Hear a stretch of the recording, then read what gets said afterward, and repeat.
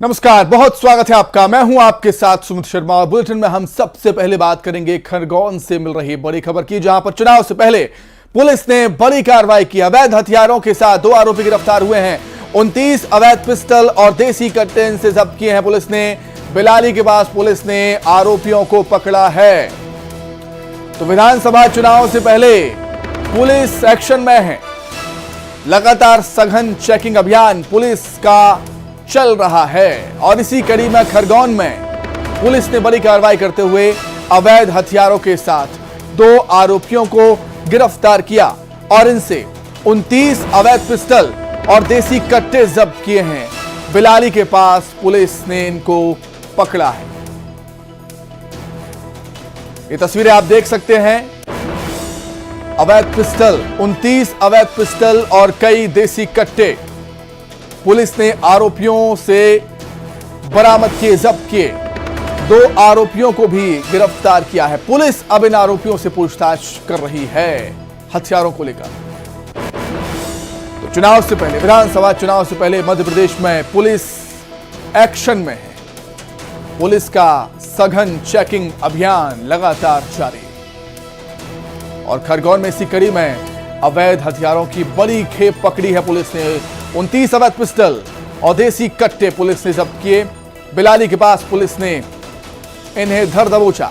2 आरोपियों को पुलिस ने गिरफ्तार भी किया है।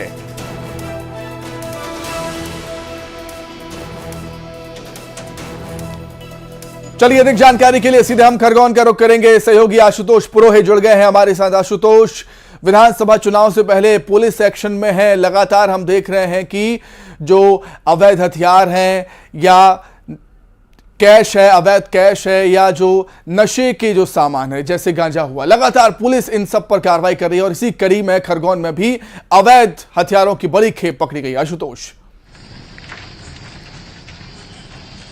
हाँ सुमित, तो ये बड़ी कार्रवाई है। 29 पिस्टल जो अवैध हथियार है वो पुलिस ने जब्त किए। चुनाव के पहले इस कार्रवाई को बड़ी माना जा रहा है और सबसे महत्वपूर्ण बात है कि 78 आरोपियों से पुलिस ने चुनाव का जो सीजन है 1 जनवरी के बाद करीब 300 अवैध हथियार जिसमें पिस्टल और देसी कट्टे जब्त किए। हमारे साथ खुद जो पुलिस अधीक्षक है धर्मवीर सिंह मौजूद है। सर, ये किस प्रकार की कार्रवाई है चुनाव के पहले? देखिए, आगामी विधानसभा इलेक्शंस को लेकर लगातार हमारे ऑपरेशन जारी हैं। ये अभी इनपुट मिला था लेट नाइट की इस प्रकार की जो स्मगलर्स हैं एक बड़ी खेप लेके जाने वाले हैं, तो उसमें 2 लोग अरेस्ट हुए हैं और उनसे 29 पिस्टल्स और कट्टे बरामद हुए हैं। इलेक्शन की तैयारियों को लेके लगातार पूरी साल ही हम लोगों ने ऑपरेशंस किए हैं और आपके संज्ञान में है कि इस साल हमने कुल 304 अवैध हथियार जब्त किए हैं 78 आरोपियों से। ये जो स्मगलर्स हैं इनके अगेंस्ट में हमने सख्त कार्रवाइयाँ की हैं। अभी रिसेंटली इलीगल आर्म्स के लिए जो NSA का केस किया था वो माननीय एडवाइजरी बोर्ड के द्वारा भी कंफर्म किया गया है। इनके जो हाइड आउट्स हैं उस पर लगातार रेड्स की गई हैं और बड़ी मात्रा में जो इलीगल वेपन्स बनाने में जो यूज़ करते हैं मटेरियल, उसको भी सीज किया गया है। टोटल 78 एक्यूज अभी तक अरेस्ट किए गए हैं। हमारा टोटल उद्देश्य यही है कि जो खरगोन डिस्ट्रिक्ट में इलीगल आर्म्स के नेक्सस हैं उनको हम समाप्त करें। उसमें हमारी टीमें लगातार सफल हो रही है और ये अभियान हमारा लगातार जारी रहेगा। लगातार सुमित अभियान जा रहा है। जिस प्रकार से पहली बार संभवतः एक सिकलीकर के खिलाफ NSA की कार्रवाई की गई, इस कार्रवाई को चुनाव के पहले महत्वपूर्ण माना जा रहा है। ठीक है आशुतोष, बहुत शुक्रिया आपका जानकारी के लिए। आपका बहुत धन्यवाद। तो चलिए अब बात करेंगे महासंग्राम 2023 की।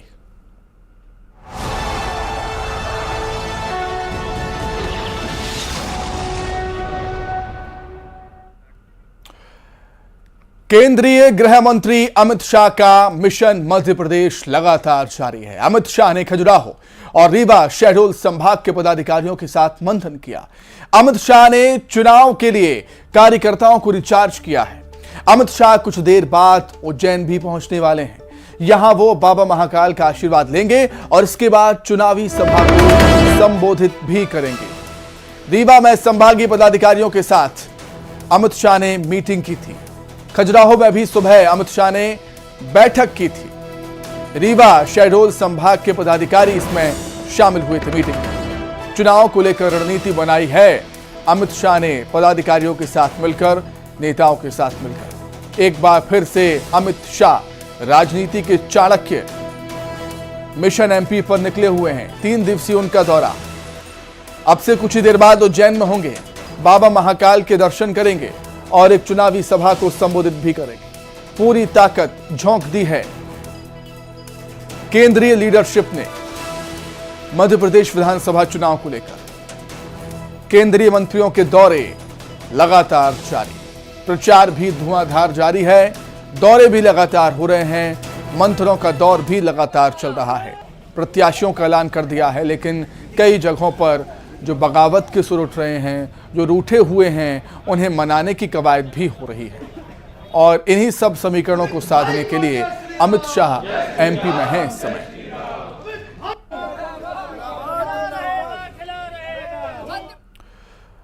तो उधर सतना में कांग्रेस को झटका लग गया है। कांग्रेस पार्षद के अलावा कई लोगों ने बीजेपी ज्वाइन कर ली।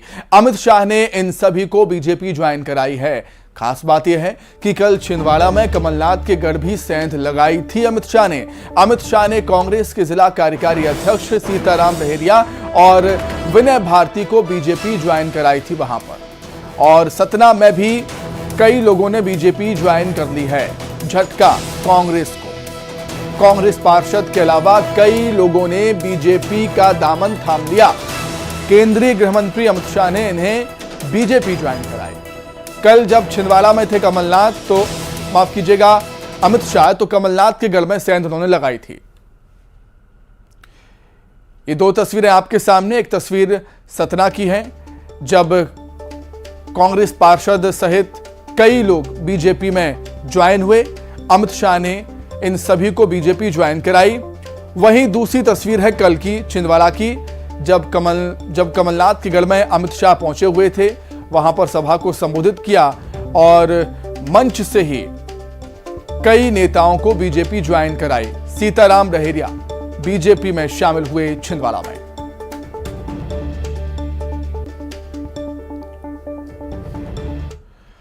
तो चलिए अब बात करेंगे सीएम शिवराज सिंह चौहान की, जिनका धुआंधार प्रचार लगातार जारी है। बुधनी में रोड शो कर रहे हैं। इससे पहले एक बड़ी सभा को संबोधित भी किया, जहां मंच पर फूल बेचने वाली अम्मा को बुलाकर आशीर्वाद दिया। सीएम के रोड शो के दौरान न्यूज 18 संवाददाता ने उनसे खास बातचीत की है। क्या कुछ कहा सीएम ने न्यूज 18 से, आइए आपको बताते हैं।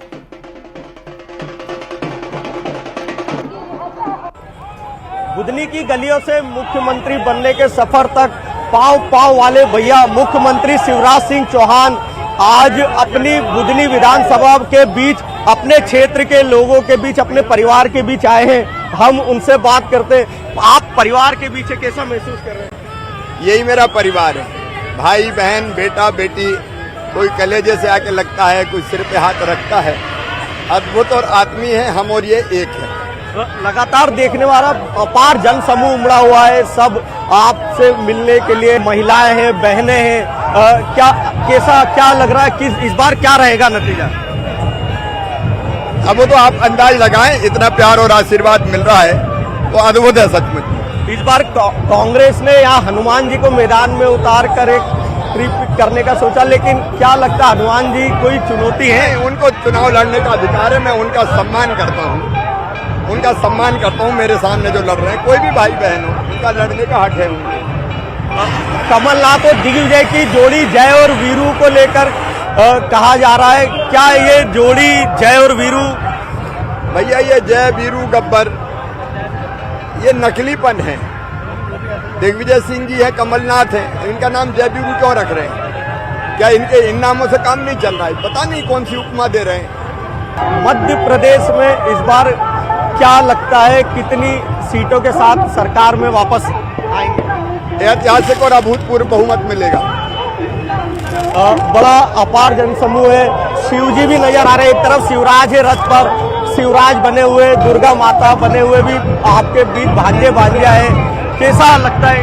सिया राम मैं सब तक जानी, करूं प्रणाम जोर जुग पानी। ये मुख्यमंत्री शिवराज सिंह चौहान और इस बार कह रहे अभूतपूर्व जीत होगी और एक बार फिर से भाजपा सरकार में आएगी। कैमरामैन संजय के साथ शैलेंद्र चौहान, न्यूज 18 बुधनी। तो चुनाव प्रचार के दौरान लाडली बहनों ने सीएम को चुनाव लड़ने के लिए रकम भी दी। जी हां, गुल्लक में बेटियों ने राशि डाली है और इस दौरान सीएम ने बेटियों को मान सम्मान बढ़ाने का वचन भी दिया। सीएम शिवराज ने इसका वीडियो सोशल मीडिया एक्स पर भी शेयर किया है। घर से पैसे लेके आइए और मामा को गुल्लक के पैसे दे रही है चुनाव लड़ने के लिए। मैं बेटियों का हृदय से आभार व्यक्त करता हूँ। ये अरबों के बराबर है मेरी बेटियों, जिसके साथ अपनी भाइयों का ऐसा आशीर्वाद हो वो आगे बढ़कर लगातार काम करना रहेगा मेरी बेटियों, और जिंदगी भर माँ बहन और बेटी के सम्मान की रक्षा भी करूंगा। तो एमपी की सियासत में सुपरनाथ की एंट्री हो गई है। जी हां, सुपरनाथ। कांग्रेस ने चुनाव प्रचार के बीच एनिमेशन वीडियो जारी किया और वीडियो में कमलनाथ को सुपरनाथ बताया है। वहीं कांग्रेस की घोषणाओं को जन जन तक पहुंचाते दिखाया भी गया है सुपरनाथ को। सुपरनाथ वाले वीडियो पर सीएम शिवराज ने तंज भी कसा। मेरे ऊपर ये कर्जा अब बोझ बन गया है, कैसे बेटी की। कमलनाथ को आज एक वीडियो आया है जिसमें सुपरनाथ दिखाया है और कांग्रेस ने जारी किया है सुपरनाथ कमलनाथ। अब मुझे पता नहीं वो क्या कर रहे हैं। मेरे लिए तो सुपर मेरी जनता है, मैं तो जनता का सेवक हूं, मैं सुपर नहीं हूं। आगे बढ़ेंगे। बीजेपी ने मध्य प्रदेश विधानसभा चुनाव के लिए अपने उम्मीदवारों की छठी और अंतिम लिस्ट जारी कर दी है और इस लिस्ट में 2 सीटों के नाम घोषित किए हैं, जिनमें चर्चित गुना सीट से पन्ना लाल शाक्य को बीजेपी ने उम्मीदवार बनाया, जबकि विदिशा से मुकेश टंडन पर दाव लगाया है। गुना से पन्ना लाल शाक्य का मुकाबला कांग्रेस के पंकज कनेरिया और विदिशा सीट से मुकेश टंडन का मुकाबला कांग्रेस प्रत्याशी शशांक भार्गव से होगा।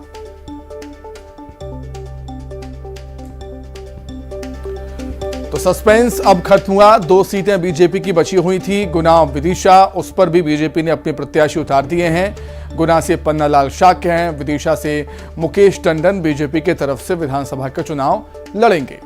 गुना में कांग्रेस से पंकज सामने हैं और विदिशा से शशांक भार्गव कांग्रेस के प्रत्याशी। पार्टी ने टिकट दे दिया ना हमें, पार्टी ने हम पर विश्वास किया और उस विश्वास पर हम 100% खरे उतरने की पूरा प्रयास करेंगे। और रही जीत की बात तो हम 90,000 से तो जीत दर्ज कराएंगे इन सब कार्यकर्ताओं भरोसे। सब लोग काम करेंगे और 90,000 से तो जीत दर्ज होगी। किन मुद्दों को लेकर आप चुनाव लड़ेंगे? मुद्दे ये हैं कि हमारा नगर रहेगा, ये इसको ही बनाना है सुसज्जित, जो भी कुछ कमी रह गई है उसको और व्यवस्थित करना है, यही मुद्दा है बहुत बड़ा। एमपी में चुनावों के बीच राम मंदिर का मुद्दा फिर से गर्मा गया। बीजेपी सांसद सुधांशु त्रिवेदी ने कहा कि दिवाली से पहले राम मंदिर भव्य दिखेगा, लेकिन कांग्रेसियों के दिल में होली चल रही है। सुधांशु त्रिवेदी ने सिलसिलेवार बताया कि कांग्रेस ने कब कब मंदिर निर्माण में अड़चन डालने की कोशिश की। उधर सुधांशु त्रिवेदी के बयान पर दिग्विजय सिंह ने पलटवार किया। उन्होंने कहा कि राम मंदिर के निर्माण में ना तो इंदिरा गांधी ने स्टे लगाया, ना ही बीजेपी ने ताला खुलवाया। दिग्विजय सिंह ने कहा कि कोर्ट के फैसले से राम मंदिर का मार्ग प्रशस्त हुआ है।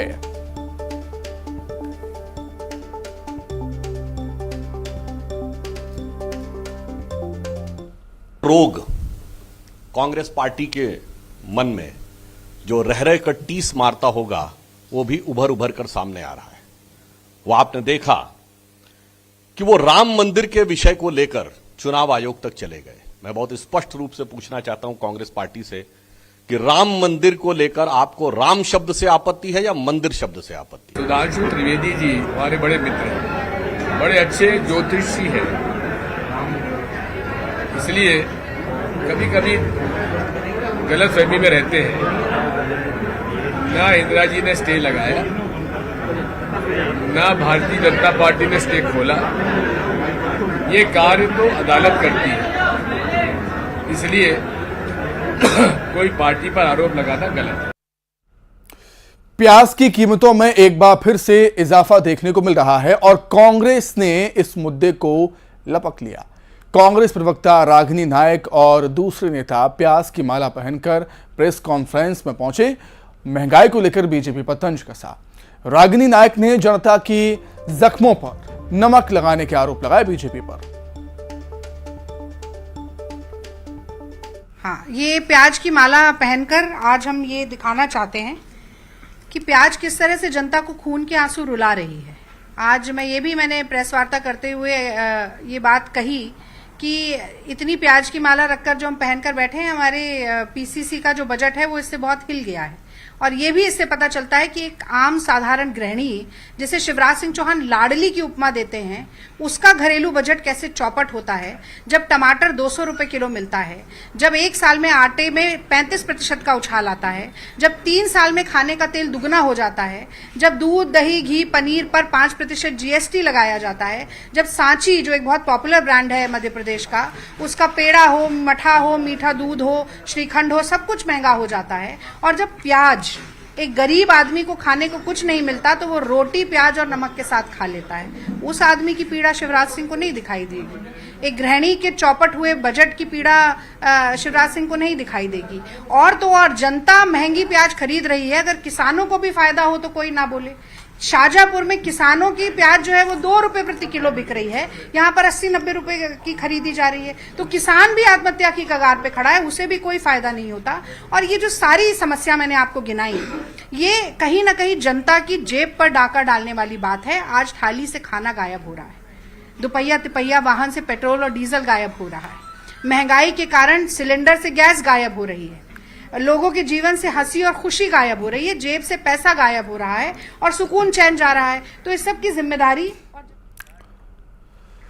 वहीं जबलपुर में प्रशासन की तरफ से फर्स्ट टाइम वोटर के लिए विशेष कार्यक्रम का आयोजन किया गया। गरबा महोत्सव जायके के साथ थीम पर इस कार्यक्रम का आयोजन किया। भंवरताल गार्डन में आयोजित इस कार्यक्रम में बड़ी संख्या में युवा शामिल हुए, जिसमें फर्स्ट टाइम वोट देने की उत्सुकता भी नजर आई युवाओं में।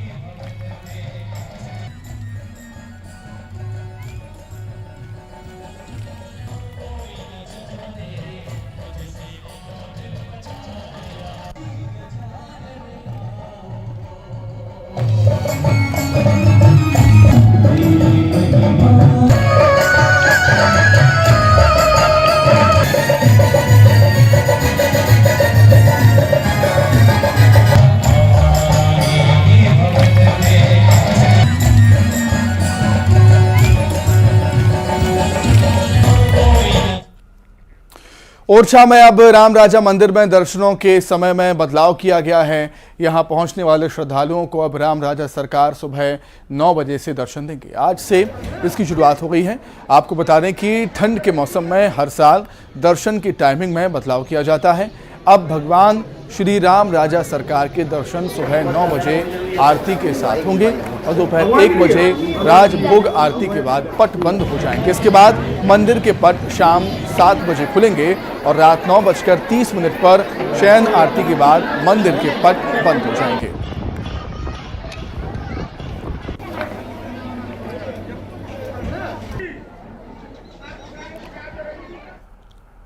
और आइए अब देखेंगे इलेक्शन टॉप 10। सीहोर में सीएम शिवराज को गुल्लक के पैसे दिए, लाडली लक्ष्मी बहनों ने दिए पैसे। चुनाव लड़ने के लिए गुल्लक से दिए पैसे।